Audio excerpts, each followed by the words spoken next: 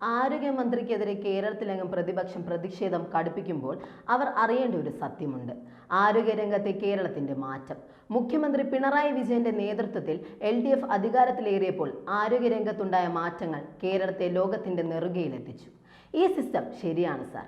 ഏറെ അപകട സാധ്യതയുള്ള രോഗമാണ് അമീബിക് മസ്തിഷ്ക ജ്വരം. കേരളത്തിൽ ഈ രോഗം സ്ഥിരീകരിച്ചപ്പോൾ കൃത്യമായ രോഗനിർണയം നടത്തുകയും ഫലപ്രദമായ ചികിത്സ നൽകുകയും ചെയ്തു. ആഗോളതലത്തിൽ 97% മരണനിരക്കുള്ള രോഗമാണിത്. എന്നാൽ കേരളത്തിലെ മരണനിരക്ക് 26% കുറയാൻ ആരോഗ്യവകുപ്പിന്റെ ശക്തമായ ഇടപെടലിലൂടെ സാധിച്ചു.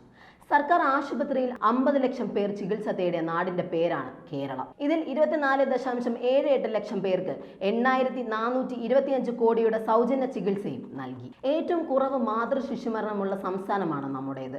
കരൾ മാറ്റിവെക്കൽ ശസ്ത്രക്രിയ, അപൂർവ രോഗങ്ങൾക്കുള്ള സൗജന്യ മരുന്ന് വിതരണം, ക്യാൻസർ മരുന്നുകൾ ഏറ്റവും വില കുറച്ച് നൽകുന്ന കാരുണ്യ സ്പർശം കൗണ്ടറുകൾ തുടങ്ങിയവയും കേരളത്തിന്റെ മേന്മയാണ്. ഇന്ന് കേരളത്തിലെ മികച്ച സർക്കാർ മെഡിക്കൽ കോളേജുകളിൽ ഒന്നാണ് മഞ്ചേരിയിലേത്.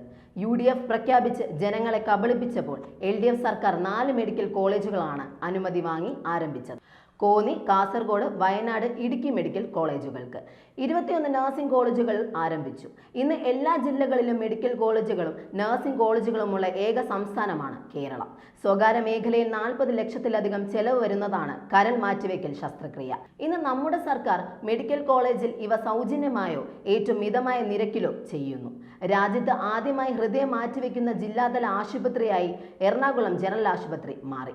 കേരളത്തിന്റെ ഹൃദയം പദ്ധതിയിലൂടെ 8,800-ലധികം കുട്ടികൾക്ക് സൗജന്യ ചികിത്സ നൽകി. ആരോഗ്യരംഗത്ത് കേരളം ഇങ്ങനെ മുന്നേറുമ്പോൾ അതെല്ലാം മറച്ചുകൊണ്ടുള്ള പ്രതിപക്ഷ സമരങ്ങളെ ജനം തള്ളിക്കളയും എന്ന് ഉറപ്പാണെന്ന് തന്നെ പറയാം.